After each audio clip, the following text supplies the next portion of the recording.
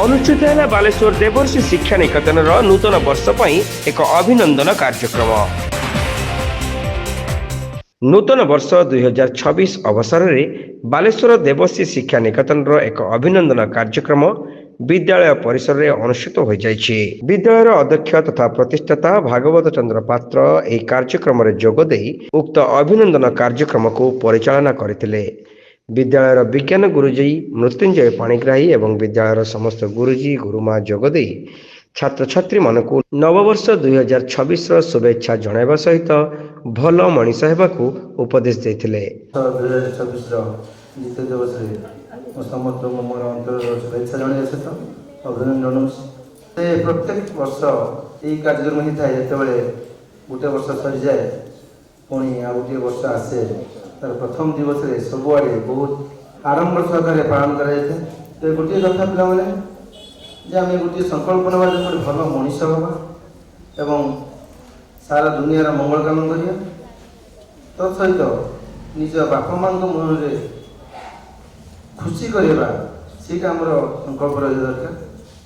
ଏଥିସହିତ ଯେଉଁ ବିଦ୍ୟା ମନ୍ଦିରକୁ ତୁମେ ଆସୁଛ, ସେଇ ବିଦ୍ୟା ମନ୍ଦିରରେ ତୁମକୁ ବିଦ୍ୟାଦାନ ଦେଉଥିବା ଗୁରୁଜୀ ଗୁରୁମାଙ୍କୁ ଭକ୍ତି କରିବା, ତାଙ୍କ କଥା ମାନିବା ଏବଂ ସେ ଯାହା ଦିଗ୍ଦର୍ଶନ ଦେଉଛନ୍ତି ତାକୁ ପାଠ୍ୟ କରି ଆମେ ଆମର ଆଗାମୀ ଭବିଷ୍ୟତକୁ ଗଢ଼ି ତୋଳିବାର ଲକ୍ଷ୍ୟ ନେବା, ସଂକଳ୍ପ ନେବା।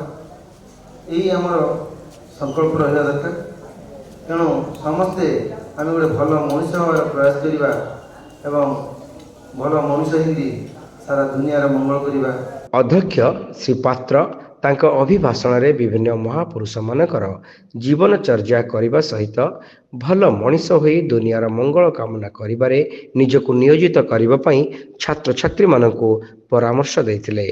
ଦୀର୍ଘ 25 ବର୍ଷ ଭିତରେ ଅନୁଷ୍ଠାନ ତିଆରି ହେଲାଣି, କିନ୍ତୁ ଏ ନୂତନ ବର୍ଷ କେବେ ପାଳନ କରାଯାଏନି। କିନ୍ତୁ ଏବର୍ଷ ଶିକ୍ଷକମାନଙ୍କର ଅନୁରୋଧ କ୍ରମେ ଏବଂ ଅଭିଭାବକଙ୍କ ଅନୁରୋଧ କ୍ରମେ ଏ ନୂତନ ବର୍ଷ ପାଳନ କରାଯାଉଛି।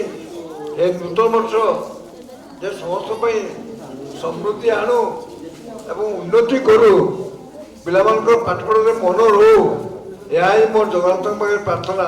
କାର୍ଯ୍ୟକ୍ରମର ପ୍ରାରମ୍ଭରେ ସମସ୍ତ ଗୁରୁଜୀ ଗୁରୁମା ଛାତ୍ରଛାତ୍ରୀ ଏବଂ ଅଭିଭାବକମାନେ ପ୍ରତିଷ୍ଠାତାଙ୍କୁ ପୁଷ୍ପଗୁଚ୍ଛ ଦେଇ ନବବର୍ଷର ଶୁଭେଚ୍ଛା ଜଣାଇବା ସହିତ ସମବେତ କଣ୍ଠରେ ବନ୍ଦେ ଉତ୍କଳ ଜନନୀ ଗାନ କରିଥିଲେ।